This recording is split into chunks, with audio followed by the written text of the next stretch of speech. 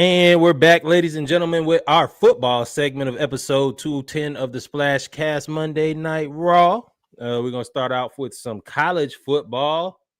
We got a lot to talk about. We're going to talk about championship week first, the coaching carousel, what you want to do.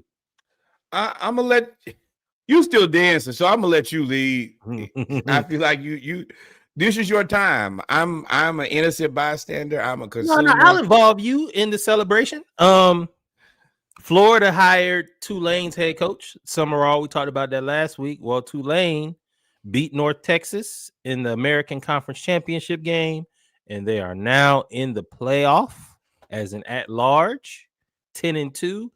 And they hired Georgia Tech's offensive coordinator, Buster Olney, from Georgia Tech to come to Florida, who also before helped put the game plan together for Georgia in them 2 years that they were just absolutely unstoppable. He was at Georgia under Todd Monken, which is why you see his offense. How do you feel about this hire now that you've seen them coach? Two different things. I like Summerall as a coach, and I think that he deserves an opportunity to coach that team until they lose. And if they win a national championship, I might not come to Florida. But I don't think that's highly likely. But I like his intensity. I think that he is a guy who everything that I've seen so far, he said the right things, and not like the right things in the way of like the media right things, but in the way of I ain't no chump. In Florida, we live on that. They asked about his similarities to Billy Napier and him also being a group of 5 coach coming to Power 4. And funny enough, Urban Meyer was sitting right there, and that's the first thing he said. He said, "Hey, coach, didn't you come from group of 5 to the Power 4 and win a couple championships and be a pretty decent coach?" And he just nailed it. He knocked it out of the park. I am concerned about the offensive coordinator. I know you like him, and I'm open to being wrong. I am very open to being wrong. But once, y'all know how I feel about sports. When it's not my team, I don't get emotionally involved. It's the LaMelo Ball theory. You do whatever you want to over there, bro. Do whatever. And you can look crazy. The LaMelo Ball theory. And I don't care, and I'll support you because it's fun to watch. But when you come over here to where I'm, go ahead. Yeah. I don't care if you don't play serious basketball. Same thing. I don't care if you play unserious football. But the Florida Gators have a standard, and the standard is championships. And I told Reggie last time when we hired Billy Napier, I watched them games and I kept watching them screens. And I said, boy, I hate screens. And these screens are terrible. And then Georgia Tech do though. I immediately sent that to him today. I think they run the second most screens in the country. His offense is built around screens. Now, I will say it is way more sexy. That orbit motion, they're still playing the numbers game, which I don't necessarily love, but there are a lot of different motions so you can get teams at least out of position. Mm-hmm. That ain't what I want. I want an air raid offense. I want to throw the ball early and often, and I'm talking 10, 15 yards, not this screen game. But until proven otherwise, and until I see what the game plan looks like, I am going to be a good soldier. But yeah, you got a little hope. You got to go with the hope. Right. I'm not going to come in as a defeatist. I'm going to give everybody a chance. But if I see some bullshit, just like I did last time, I'm going to say it's some bullshit. And last time I said it was some bullshit, surely was bullshit. Yeah, I think y'all are good. I expect y'all to rebound very well. I think a lot of people believe in y'all's program. I don't think y'all have had that many, if anybody, really transfer for real. Now with DJ Lagway, ain't as good as he is. He did show some athleticism, and we can move on after this. But I don't, Canes King made that offense go, and DJ Lagway, I don't know if he's the runner that Haynes King is, which is interesting to say for obvious reasons. Well, he's probably not the same. Number one, Lagway, you got to be healthy. This lack of health is not a thing that we can deal with for the third season in a row. Man, they're gonna throw you out there just like they did Haynes King when he was pissing blood. But the other part about it, he has to prepare his body for this season. Has to. Yeah. I also think that sure you could go somewhere else, but your stock isn't the highest either. We saw you throw them 5 interceptions in a row. Right. I think it was 3 in a row. And I like a quarterback who has the cojones to throw 5 interceptions, but I want a quarterback who has enough sense not to throw 5 interceptions. I think that this will be a good place for you to get your name out of the mud. But if anybody wants to leave, I don't blame you. I want to make that crystal clear. I'm not a hater. Hey, if it's been rough with Billy, and if you want to get the hell out of Gainesville, I'm not finna sit up here and judge you for it. Yeah, if I'm Lagway, I wouldn't mind getting a Lane. I wouldn't mind getting the Ole Miss, depending on who they sign. I wouldn't mind. Whoa! You think he can get the LS like to? I mean, I think he's better than Nussmeier.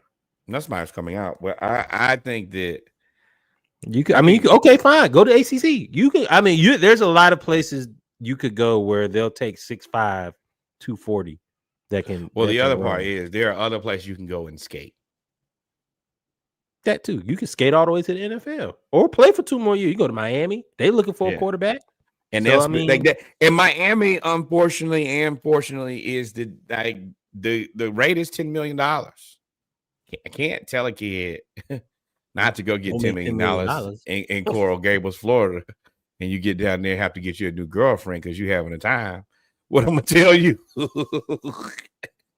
I love Florida, Miami.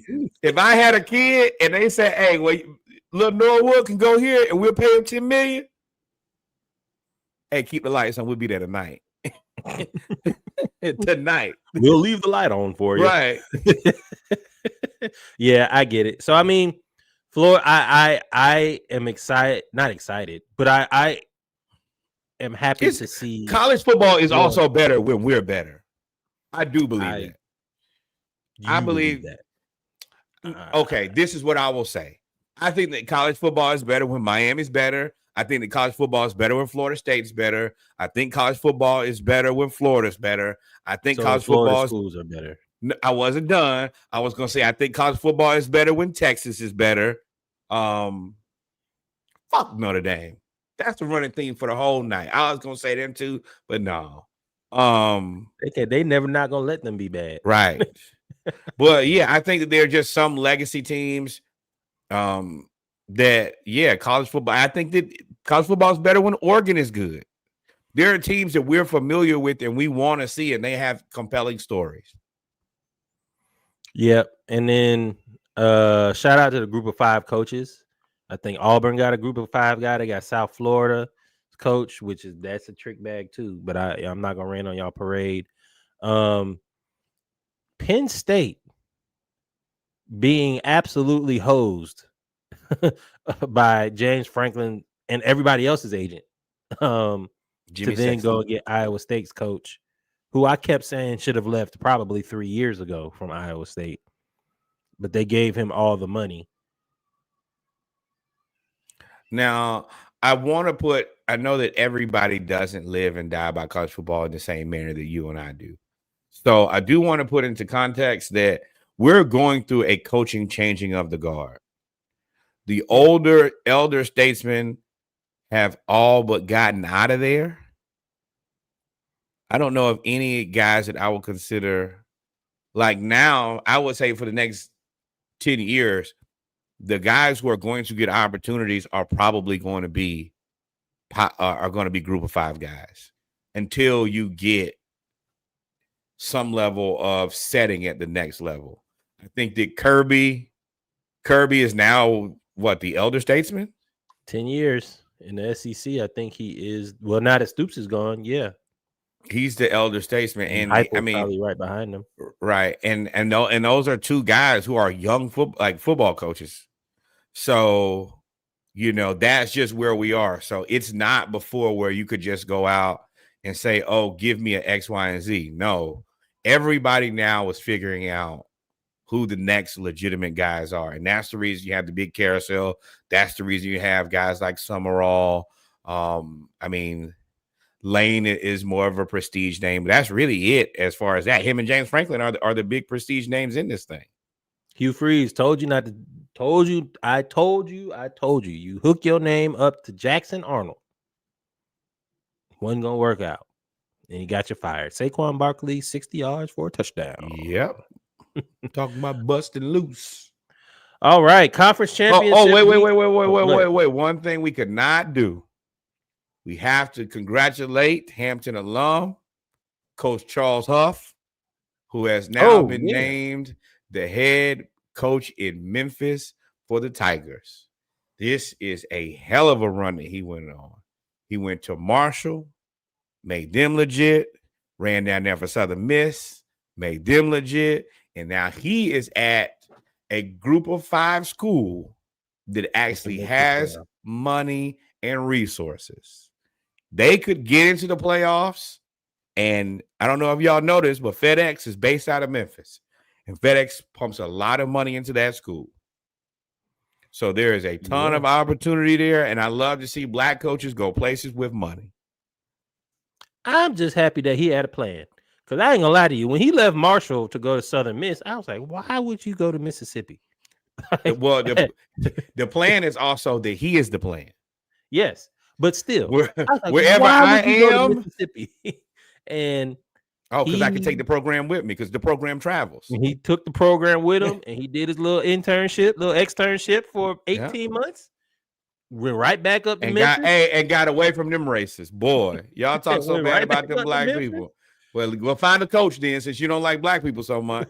Go get Brett Favre. Right, joke there, but I'm pay that money, Brett. Pay that money. I'm anytime anybody ever says Brett Favre, I'm gonna just say that out loud. Pay that money forever. But it was conference championship week. In true Reggie form, it was chaotic. And of course, that's the reason that boy's stretching right now. We're gonna start out with where we did. The hell, that's fine. Chaos. We start here. Hey! This is where the chaos began. We knew this was going to happen. We knew that Duke was going to beat Virginia. We knew it. Everybody kept talking about it. I was like, bro, Duke going to beat Virginia, because nobody knew why Virginia was good. Nobody knew. I mean,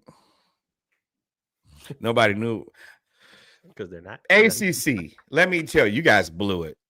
You blew it. I don't know what y'all did, but y'all need to restructure that where this doesn't happen again. The best team in your conference did not play in the championship. I don't think the second best team in your conference played in the championship, which then makes you wonder, and this will be a reoccurring theme, why even play in these games? Why play these games if the best team in your conference is not going to play in the game? Well, you can't get mad at the ACC for that. Miami, don't lose the SMU. Yeah, but don't lose the North Carolina State at home. Don't lose the Pitt at home. But their lack of divisions, the ACC, they have some things that are fundamentally wrong with the way that they're set up, and it might be not in your best interest to have people all over the country in this conference. I think that you might have added too many people. You saw other people doing it and you thought you should do it, and it didn't help you out.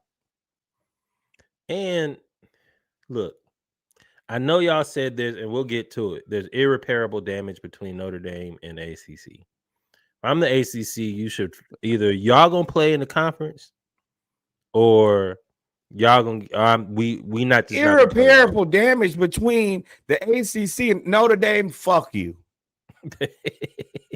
We don't care no more. if Notre Dame had been in the conference, they would be in the ACC championship game. They only have one ACC loss. Whose fault is that? Notre Dame always want to do this shit. Then they got sensitive and want to take your ball and go home. Oh, we not playing in the bowl game. I don't care. And if I'm any of these other teams, I'm not playing ball with Notre Dame Boycott anymore. Notre Dame. I've been saying that.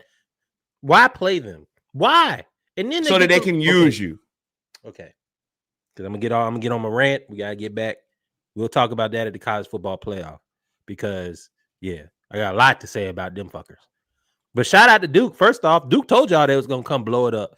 Shout out to Manny Diaz, who left Penn State, got fired from Miami, went to Penn State, recalibrated the defense there, parlayed that into a job at Duke, and won the ACC before the school that fired him. Ain't that funny? Funny how that works out, right? Now, we know you was blowing steam. You're supposed to say all the right things that you deserve to be in the playoff, but nobody believed that. I don't even think they even mentioned y'all on the college football playoff selection. Right. So, but shout out to Duke, man. Y'all did it. Y'all caused the chaos that we wanted. Big 12 championship, Texas Tech takes care of business against BYU. A little bit of misfortune for BYU. I think on the first drive, the quarterback, Bear, long name, hurt his ankle. And their offense is predicated off of him running and throwing. Running mostly, then throwing. Get and New Jersey, that 47 jersey just drives me crazy.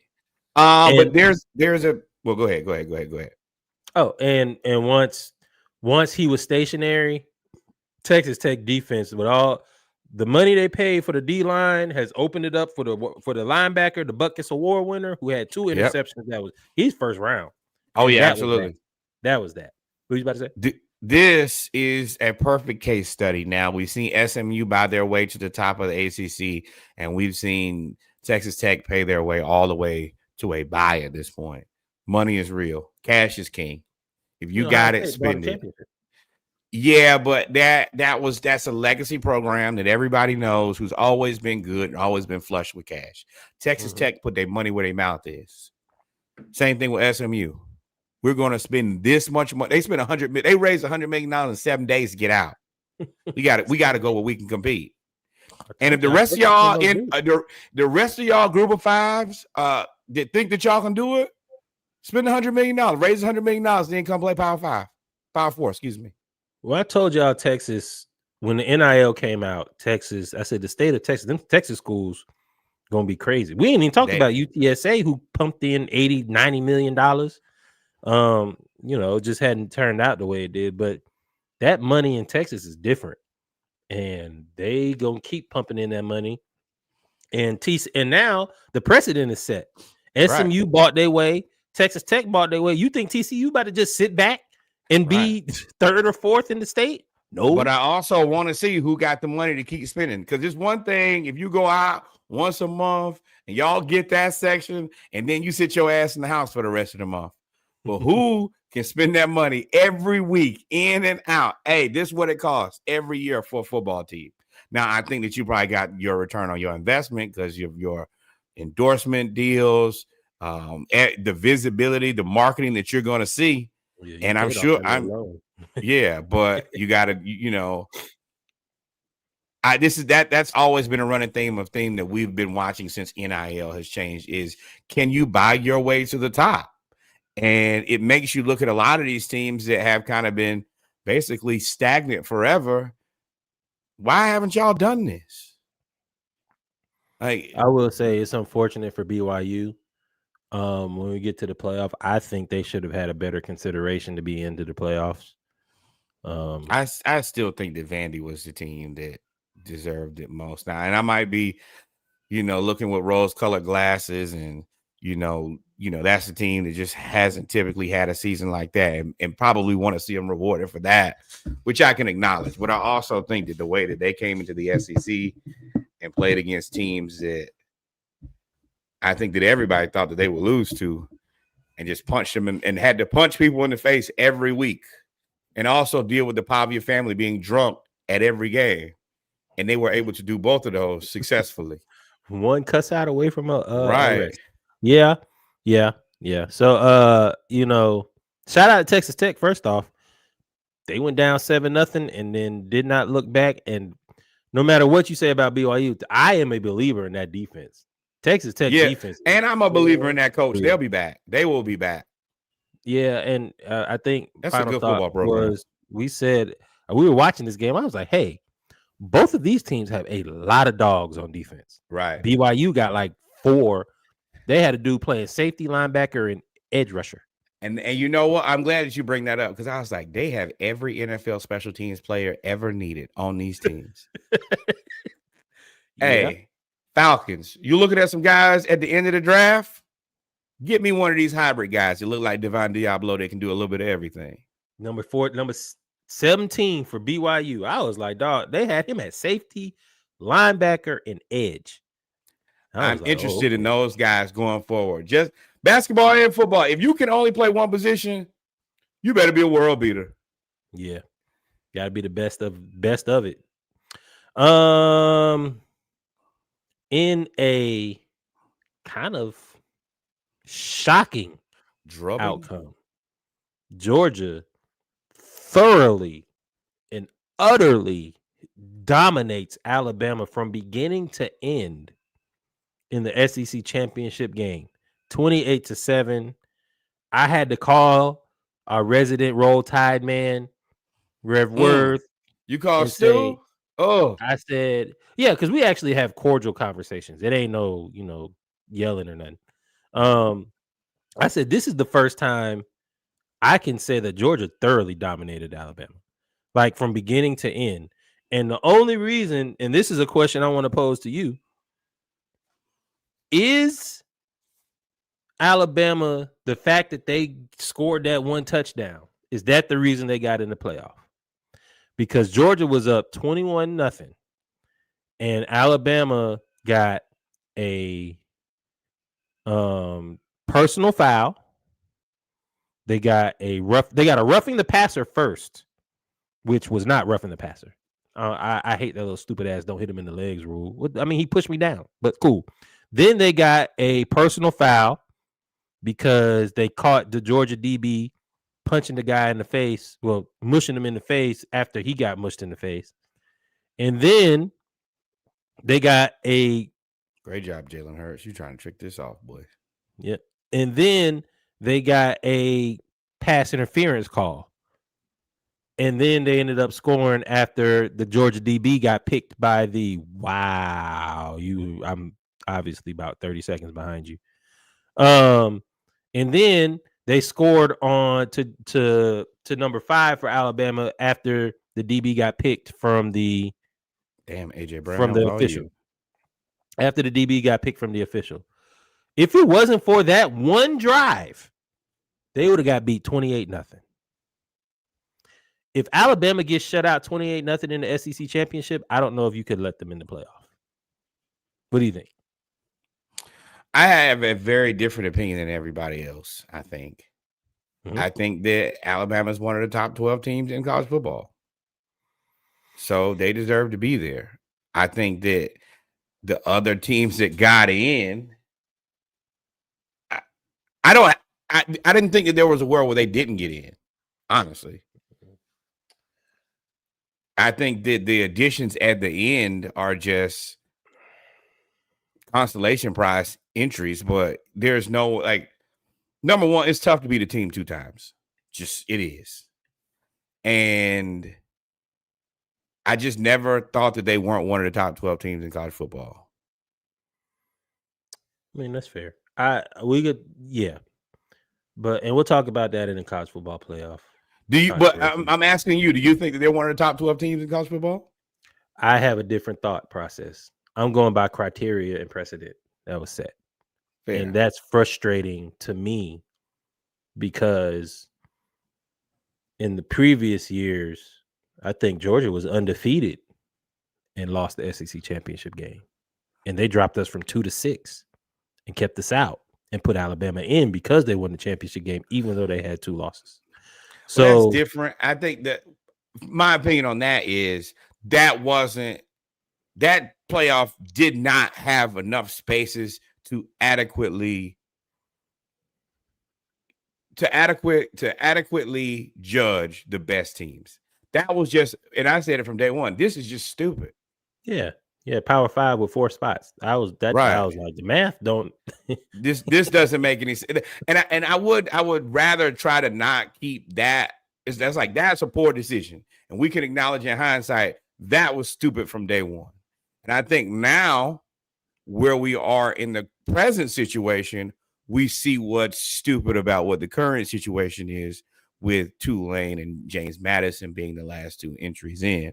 But before we get there, now I'm going to back away and I'm going to let you talk because you have had an ongoing beef with Indiana and their fans. If you don't believe me, go to TikTok. It's one of our best reels that we have. Yeah.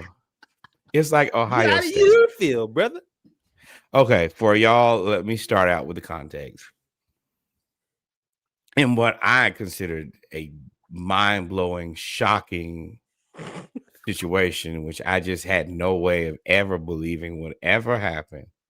Ohio State loses the Big Ten championship 13-10 against Fernando Mendoza and the Indiana basketball Hoosiers. Hoosiers. And Ohio State had no running game. They continuously missed opportunities. And they just did not look like the team that I believe that they were. I am incredibly disappointed because Ohio State is a team that I have had a lot of respect for. I actually thought going into this, they were head and shoulders to probably the odds-on favorite to win the playoffs. Yeah. I think everybody did. And then you let Indiana and Stiganetti come in and punch you in the face. But it's like whatever I need Ohio State to do, they don't do. And it's like I was like, sure, they won't make me look stupid. They'll win a game. They'll win this game. They'll trounce this basketball ass school. And reverse. Right. The exact opposite. You look like you got punched in the face and humbled the whole damn game. And you were healthy too. Nobody was injured. This is an embarrassment to Ohio State football. This is just not what was supposed to happen. Now, with that being said, Indiana, I was unfamiliar with your game. Y'all did it. And same thing with Jermaine Jackson. If I'm skeptical, I will stay skeptical until proven otherwise. But upon being proven otherwise, I respect what y'all did to a team that I thought was good. I am excited to see what these playoffs look like. But if y'all play like that, then maybe y'all are the best team in the country. What's impressive is how they won. Indiana is the number 1 scoring team in the nation. They won this game 13-10. Mendoza, I thought he was out for the game off the first play. He got hit and just laid on the ground, didn't move. I said, uh-oh. And then he came back and they did just enough. Ohio State. Clowns. What happened to that offense? Now, is Brian Hartline that much of an offensive? I guess he's offensive coordinator. He was something. He was wide. No, he offensive coordinator. He was a magician. He was a magician over there, whatever it was. Was he just not there? Were y'all distracted? Because Indiana just came and literally said, okay, y'all thought we was going to finesse y'all. No. We here to punch faces, baby. They beat y'all the whole game. And shout out to Ohio State defense. It ain't like they ain't, show up to allow 13 points against the number 1 scoring team in the nation. Is impressive. Phenomenal. But y'all can't do that. Now, maybe the best thing that happens to Ohio State because they lost last year and then went on to win the national championship. So that may happen. But y'all flaw. Not playing like y'all that. Y'all flaw for sure. Y'all look funny in the light, boy. My God. And it's like as soon as you start believing in them, Y'all embarrass me in so many ways. Indiana, I want y'all to acknowledge, because I've been doing this, especially now going into a few years of podcasting. When I'm wrong, people don't give me enough credit for saying I was wrong. I was wrong about Indiana. Apologize to Milan, your frat brother, too. You know what? Fair Milan enough. called it. Milan, you called this. You are a soothsayer. You looked into the future. I have to give credit where credit is due. It is not weighing holy hell, I believe. I just knew they was going 40 now. That boy said on Saturday Morning Live, I'll be disappointed if y'all don't win by at least 14. They didn't even score 14 points. Why y'all got it? That's it. That'll be the last time, believe me, your little sorry ass team. And I want to make like Boo Boo the Fool. Right. I want to make this very clear because of the narratives that are out there. I believed in Ohio State. I put my own damn name on. I put my credibility on the line for a team that people believe that I hate, which I don't. I was in full support. And here I am. Call me Boo Boo. I must be a fool. Make me sick. So before we get to the playoff, we can go ahead and talk about this Heisman real quick. That'll be real quick. This super quick. This is the downside of parity. When you want parity and you don't want somebody, this Jeremiah Love to me should probably be Diego Pavia should probably be the favorite because of what he did at Vanderbilt. Jeremiah Love is nasty from Notre Dame, but this Heisman Trophy lineup is the middiest of mid. Yes. This is what I will say about this. You pick any of the three guys on the right, this is the worst Heisman football player I saw in the last 30 or 40 years. None of these guys on the right are as good as don't worry. I went and looked. Jeremiah Love is the only person who I think is actually good enough to be in the Heisman conversation, like from just skill level. But due to Notre Dame being weak as hell, X him out. Indiana, great job, but you got 2 wins. Diego Pavia went through the SEC and punched people in the face. I think he's the guy who deserves it. I do. If it's me, it's Diego Pavia, it's Jeremiah Love, or we skip the Heisman this year.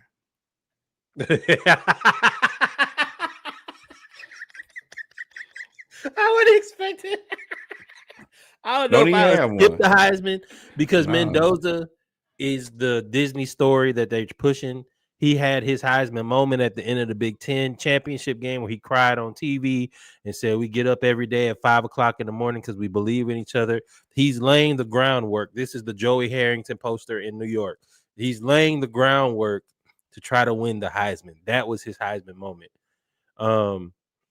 I got a good brain and I got good common sense. Hell no. But I don't care.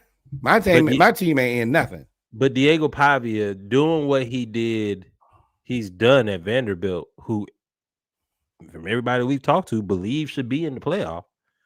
And if it wasn't for running out of time against Texas, they would be in the playoff, which is crazy.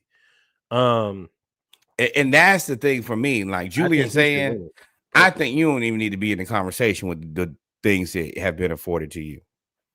Jeremiah Love, I think that you're good. I think that you're actually the best athlete of the 4. But Notre Dame, y'all need to be in timeout anyway. But Diego Pavia beating South Carolina when they were 11, beating Alabama when losing to Alabama, but still having almost 200 passing yards against Alabama, beat LSU. You beat LSU when they were 10. You beat Mizzou when they were 15. You lost to Texas by 3 with 365 passing yards when they were 20, and You then went beating crazy 10. in the second half. Yeah, Correct. I hear you, and I hate to cut you off. I'm sorry because I know I hate that, but we got to highlight that Texas game. They were down by 21 points, and he brought them back all the way back, and they just literally ran out of time. And in every game that he played in, he was the high pass man. Yeah, he was best. He was the best quarterback on the field. Then to me, Pavia, Love, Julian saying, you're a hero on brand only. With the receivers that you have, brother, you should have another 1,000 yards. And that's what really highest completion percentage. I said, I bet you got 4. You got wide receiver, bro. And you can't name not their receiver for Diego Pavia. Who else can you name? I'm for real. Correct. Name 2 people. Correct. I can name the coach, Clark Lee. That's it. Right. And shout out to the Black Athletic Director. Y'all should win it. He should win it because they're actually gonna play their damn bowl game. Right.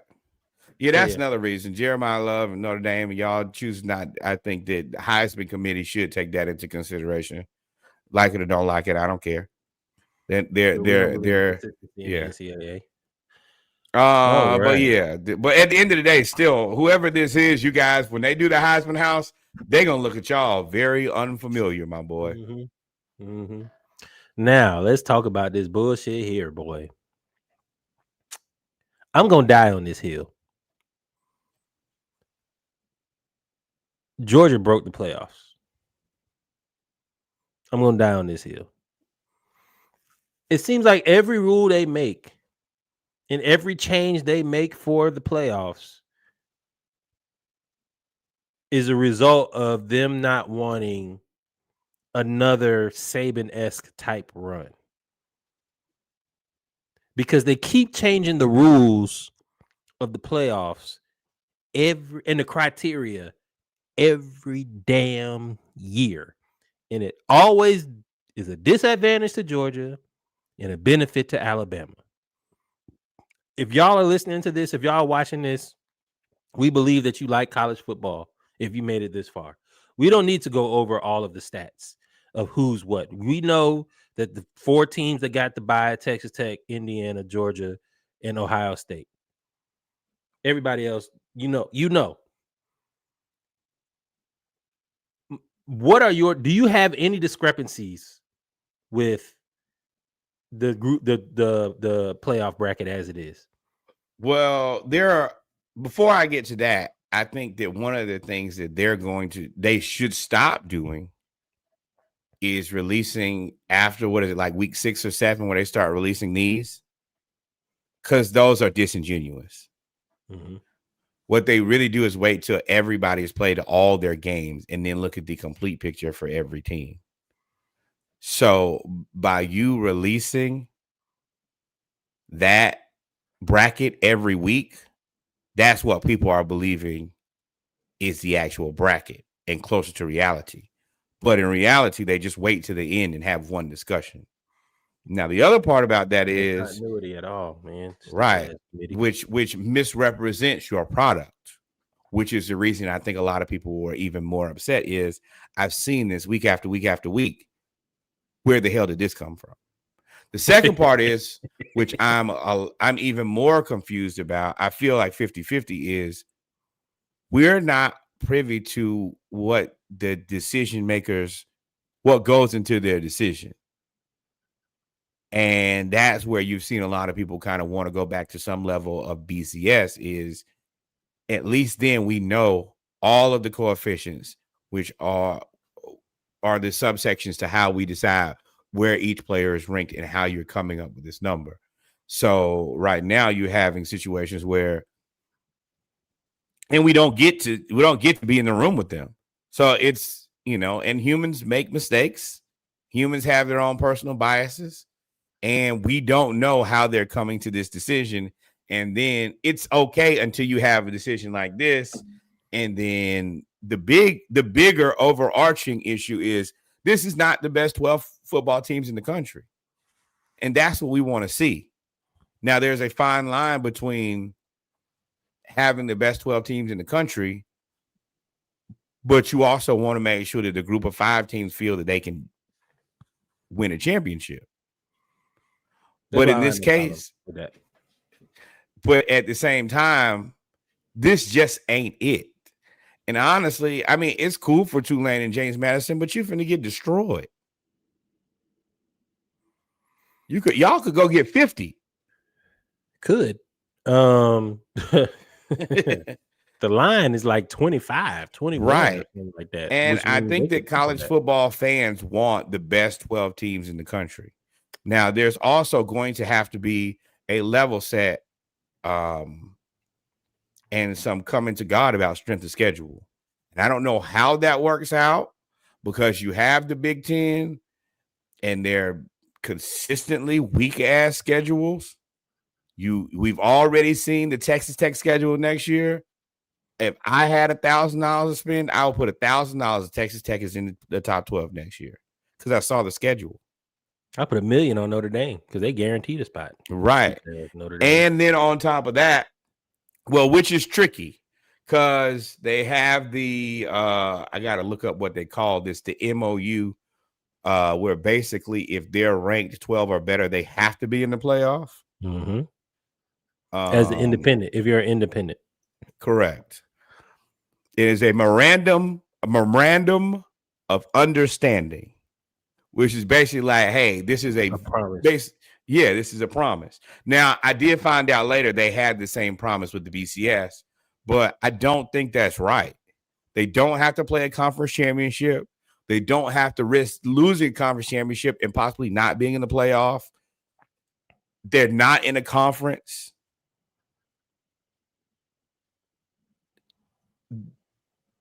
I am full boycott of Notre Dame for the foreseeable future. And then the way that they've acted since they didn't get their way, them taking their ball and going home. Oh, we're not going to play in the playoffs. I mean, we're not going to play in the bowl game. When y'all already get to set all of the rules, you don't have to be in a conference. If the rest of you guys don't stand up to them, then they're going to do whatever they want to. Address it early, and we didn't. So the only thing you can do now is address it often. Y'all gonna tell you, hey, Notre Dame, we don't need you. And the harsh reality is we don't. Y'all ain't won no national championship.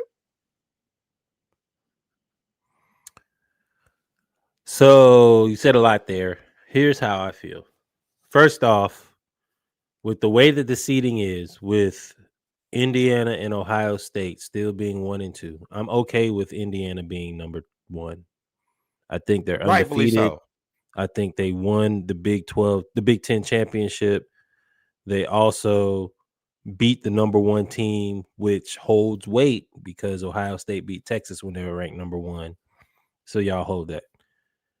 I think that college football has to make a decision. We've had this same discussion in the group with our resident Big Ten fan, Tremaine, and I've had it with everybody else as well.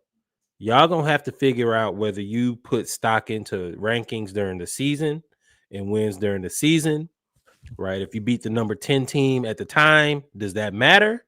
Or do you just wait until the end of the season and you look at everybody else's schedule and you decide, okay, LSU is 7-5. That's not a good win anymore. You're going to have to pick a side. You can't keep playing this straddling the fence between strength of schedule and wins. 1.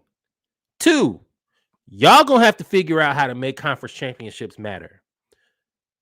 Alabama lost the conference championship by 21 points. Should have been 28. Could have been more. But I'll say this. They didn't move. They were ranked number 9 and did not move. Ohio State lost and are not conference champions and are still ranked number 2 ahead of Georgia. I understand that Georgia probably has the easier slate because you're either playing Ole Miss without Lane Kiffin or Tulane versus Ohio State playing Miami and Texas A&M, one of them two. But still, the fact of the matter is that's just Georgia, for this year. Georgia should be the number 2. You have to figure out. Yeah. Conference titles have to mean something. There's no way that Ohio State should be ranked number 2. They should be ranked number 4. To me, because Texas Tech won the other three. convincingly. You're right. The other three teams did win their conference championship. You're right. You're right. That doesn't You're make right. sense. Right. So that's another problem. I got a big problem with Alabama being in the playoff. I'm not gonna lie to you, because that only also says the conference titles don't matter. They decided that Alabama was going to be in the conference championship game. I'm sorry, going to be in the playoff before the conference championship game was ever played. And it's okay. Y'all are saying that that's cool because strength of schedule and all of those things. I'm okay with that, but y'all got to pick a struggle because BYU got smoked in the conference championship game. But they only lost to the number 4 team twice. That's the only 2 losses they have. And they beat Utah, who is a ranked team. And I don't want y'all to think that I'm caping for BYU. I'm talking about principle. Consistency across the board. If you're going to do that, you can't penalize BYU for losing the Big 12 the way they did and give Alabama the benefit of the doubt. That's not fair. And I'm going to tell you what you're definitely going to have to do if you do that, because I still believe that Alabama is one of the top 12 teams in the country. Then you have to make these deliberations public so people can understand your train of thought. Because behind the shadow veil and not explaining it, you're not showing your work. And people, like, there's a ton of money invested here. There's people's emotions invested here, and everything goes back to the integrity of your sport. And right now, college football is a shit show. Now, that does mean that everybody's talking about it, which is great. But in that same vein, they're not talking about it positively. They're saying that it looks like it's out of control. And I told y'all this was going to happen. We actually said this. When they went from 4 to 8, or was it 4 to 6 or 4 to 8, whatever they did, and then they went from 8 to 12, I told y'all, I said, that's not going to do nothing. Yep, I saw it. That's not going to do nothing but allow more SEC teams in. You got 5 now. 5 of 12 is SEC. And then what are you going to do with the group of 5? Because if you go with the 12 best teams, no group of 5 team is ever going to make it. Well, right? Because they don't play anybody unless they want to play somebody and upset them. They're going to have to start. That's the reason all of this has to. Because if you play a group of 5 team and you power 5 and or power 4 and you beat the shit out of them, now your strength of schedule goes down. Correct. That's the reason I'm saying that there's going to have to be agreed strength of schedule. And then everybody's going to have to put people on their schedule, or the SEC is going to take their ball and go home because it does them no good. And that's what Kirby said. Kirby said we're going to a 9-game conference schedule. That's going to be 8 more teams that lose. That's 8 more teams that lose. It's 9 more losses. Right. When you think about it. Exactly. And the rest of these teams don't play anybody. Indiana, I give y'all credit for what y'all did in the conference championship.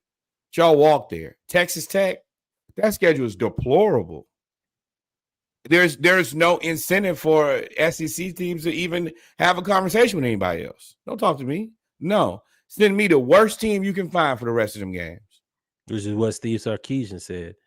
And if I'm Oklahoma, I'm livid. Everybody knows Alabama is difficult to beat because Alabama is Alabama. I just beat y'all. The last loss that Alabama had was Oklahoma. Right. And it's damn near impossible to beat a team 2 times. And I got to play y'all again. Right. And y'all are now motivated and angry. So y'all trying to show that you shouldn't have been only so fortunate to get to play the number 1 team in the country afterwards. I was talking with my father, and he was like, "You don't think Alabama could run the table?" I said, "I do." And I said, "That's what would be frustrating because I don't feel like they earned a way to get in. Because if you're going to penalize Texas for losing to 4-8, what y'all 4-8, 4-8 Florida, 5-7, somewhere 4-8, 5-7, somewhere about there. If y'all gonna penalize Texas for losing to Florida, how do you not penalize Alabama for losing to Florida State? They got drugged by Florida State. It wasn't no come down to the end of the. No, it was over. They were And we talking beat about Florida power of the State. war. We whooped Florida State. A lot of people whooped Florida State. So if that's the case, valid point. You have to be consistent. That's all I'm really caring. That's all I'm really asking. Because as a Georgia fan, now this is where my bias comes in. 2021, we won the national championship. 2022, we won the national championship, beat the shit out of TCU. 2023, y'all decided that conference championships matter, and y'all kept us out of there after we won one. I actually saved the clip where you said that's actually crazy that y'all didn't make the playoff and y'all only lost the conference championship game. Now, this is the thing. You want to know how to fix it? 2014. You want to know? Nope. Very simple way to fix this. You get it fixed so fast. The fastest. How? Is if Alabama beats Oklahoma, then they beat Indiana, then they beat whoever, maybe Texas Tech, and then you have a national championship, which is the Alabama game. Oh! Change the rules again. Change them again. And I was just, you know how I was like, all right, well, let me look at this little bracket. My team ain't in it. My team in whole different bracket of hell. And I was like, boy, if Alabama, which I mean, they could beat Oklahoma. They get 2 weeks to get healthy. Alabama Georgia gets 3.5 weeks to get healthy. I'm not gonna lie to y'all. I think Alabama's better than Indiana. Then I was like, ooh. Well, if they could beat Texas Tech, then they in the championship. And if Bama makes it to the championship and University of Georgia gets into the championship, first of all the rest of the conference is gonna have emotional breakdowns. Then Vanderbilt for sure gonna be sick. Yeah. Especially BYU if for sure gonna be sick. Yeah. Could have been me. Could have been records all day. Yeah.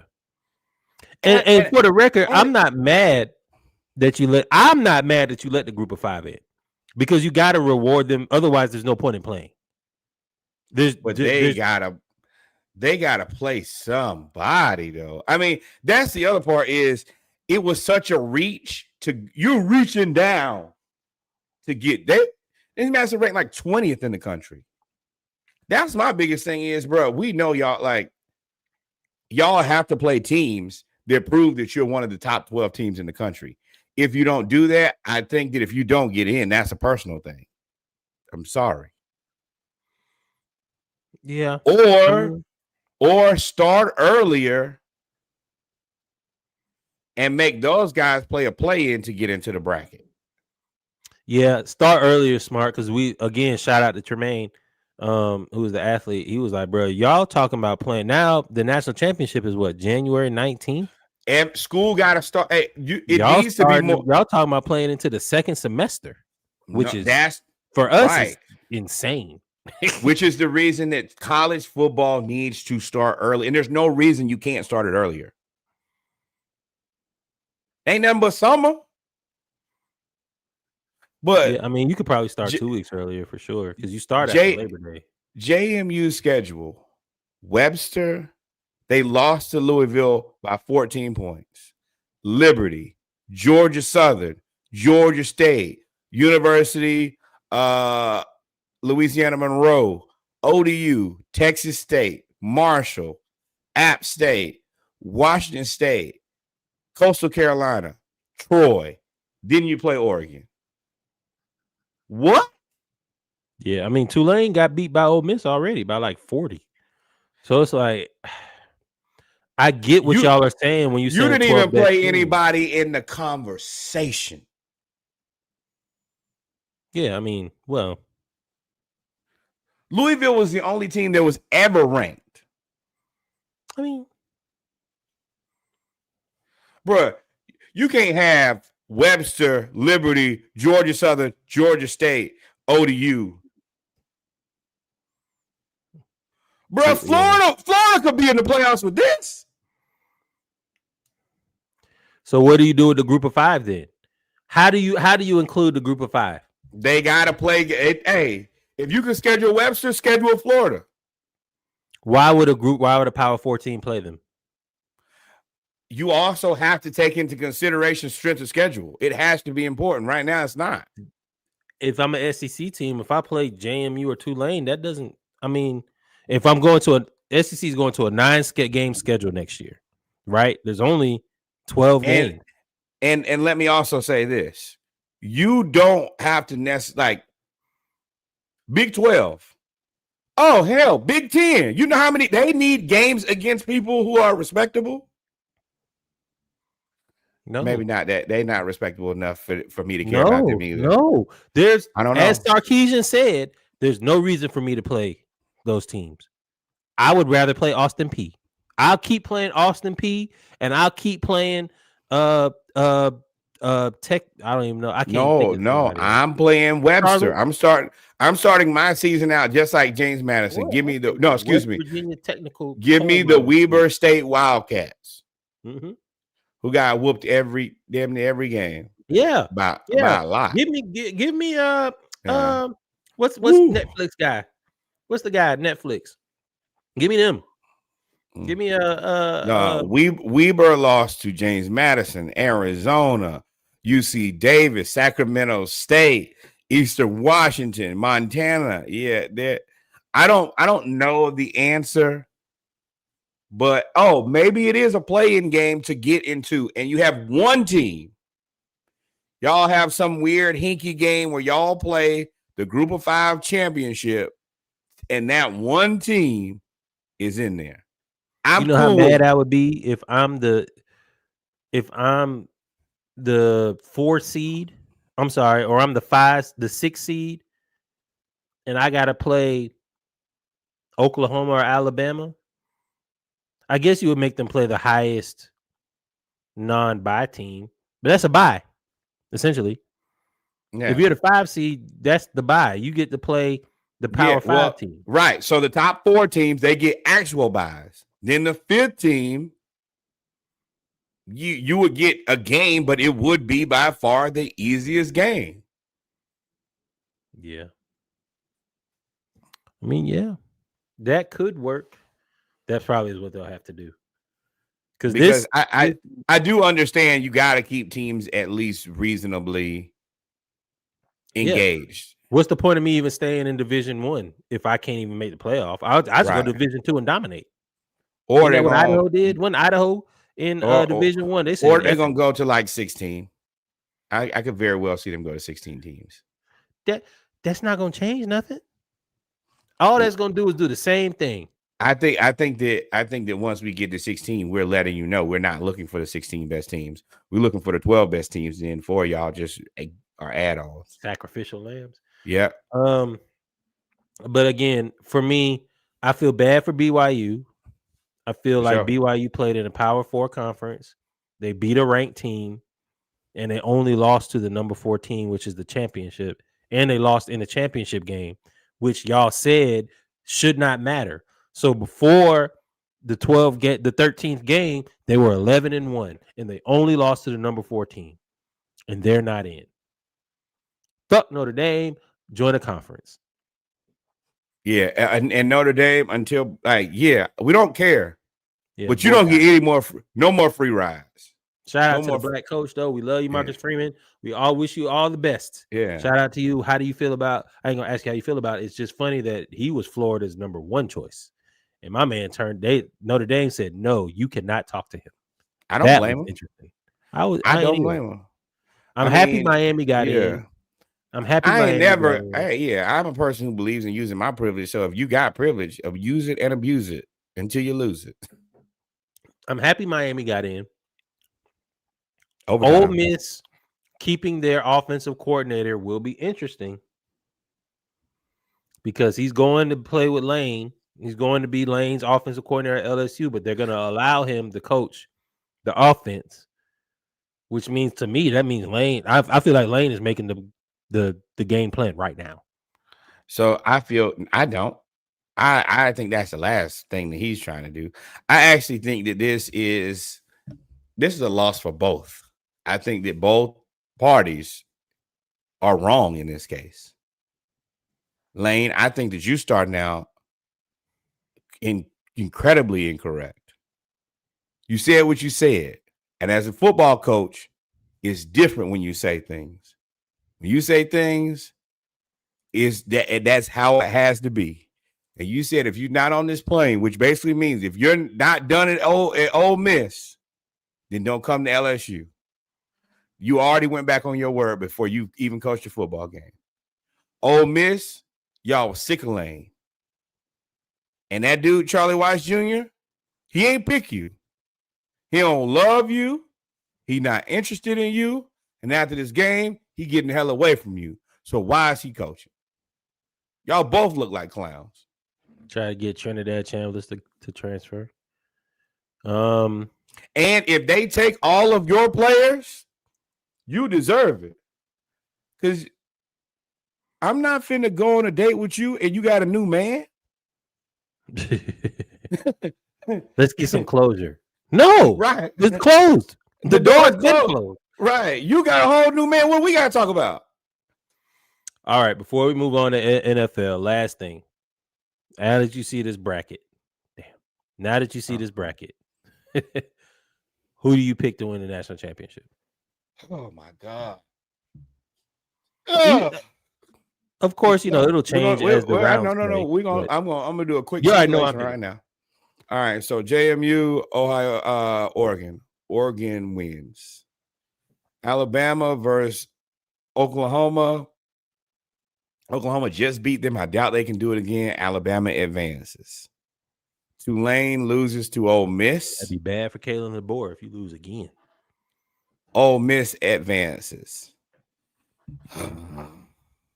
Carson Beck throws interceptions. Texas A&M advances. So Oregon versus Texas Tech. I have an upset. Oregon advances. Alabama versus Indiana. Alabama advances. Ole Miss versus UGA. UGA monkey stumped them. Ohio State beats Texas A&M.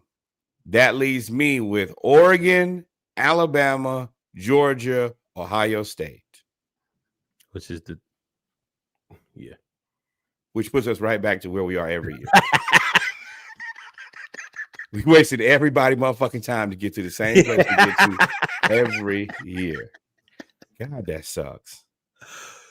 So now you got. Oh, I'm going Oregon, chaos. Alabama, Georgia. Yeah, Ohio State. I don't trust y'all at all after what y'all saw y'all do to Indiana. That boy disappointed. I really believed in y'all. I'd never believe in y'all again. Y'all make me look like a short clown. No. You don't get out of that. Go ahead. Oh, Georgia. But I'll go round by round. Yeah. Oregon versus Texas Tech. I am inclined to agree. JMU, he stand a chance. I am inclined to agree.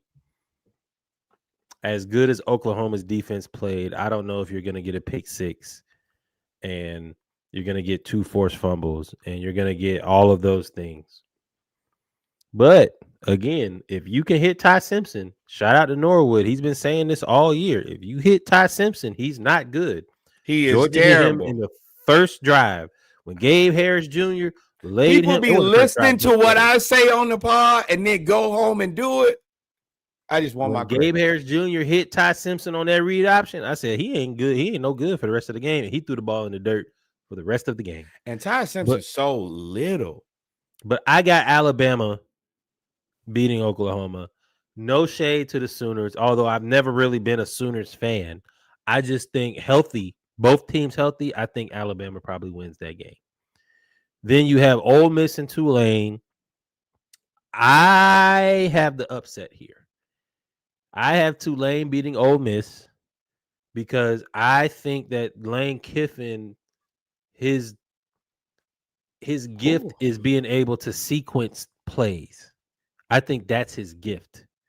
I think the game plan is the game plan, but he gets to sequence plays and he sees things long before. He's the guy that as soon as they break the huddle, he's like, throw it to this guy right here. As soon as they break the huddle, and it happens, it's been happening since Tennessee.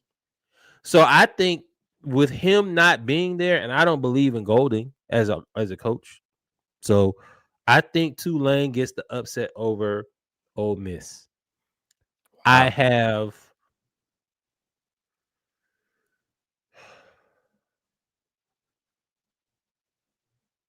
Texas A&M over Miami in a close one. Me too. So now you have Oregon versus Texas Tech.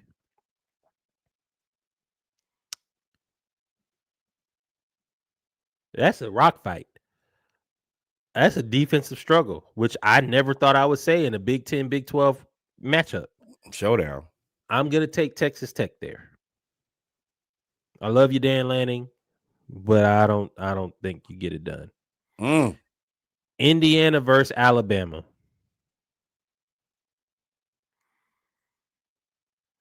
I got Alabama. I want to say Indiana, but if y'all can't score, Alabama gonna score on y'all. This is one thing I will say. Indiana, if you beat Alabama or Oklahoma, I will have a newfound respect for you. Yeah, it'll happen.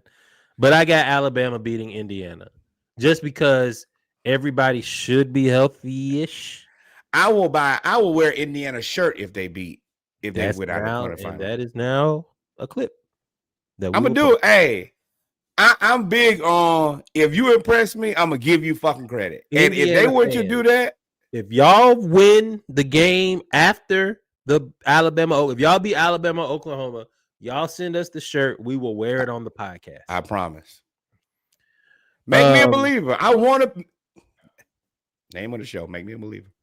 Georgia Tulane. I think Kirby Smart sends a message. Hey, you stepping into the SEC, Summerall, big dog. Welcome. I think Georgia drubs Tulane. And then I think Ohio State squeaks by Texas A&M. But Texas A&M's defense is good. I want to make that plain. Elko got the boys playing. Now, so with that being said, I got Texas Tech, Alabama, Georgia, Ohio State. I got Georgia beating Ohio State. Sure.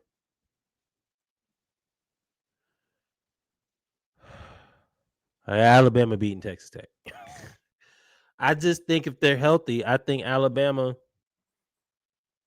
defense is enough to hold Texas Tech, and their offense will score enough. I don't think it's going to be a blowout. I would probably say like 23-19 or something like that. 28-23, something like that. I can see that. Yeah, where you have to score a touchdown at the end of the game, and you can't. Yep. Which means you have Georgia and Alabama, which means everybody's angry. And of course, I'm picking Georgia. But again, it's hard to beat a team twice. So that would be the tiebreaker. And if that happens, you will never be able to tell me to shut up.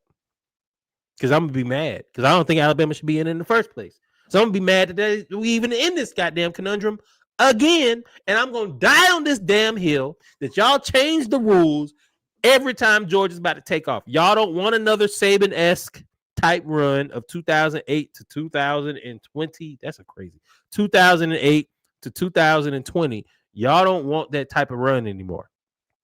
And Georgia was on the way to doing it. And y'all keep changing the rules. First, you said, hey, well, now we just going to play players. Everybody can pay players now that Georgia beat the shit out of TCU. Then y'all said, oh, we're going to let everybody transfer when the hell they want to transfer. Now that it's Georgia. Then they said, oh, you know what?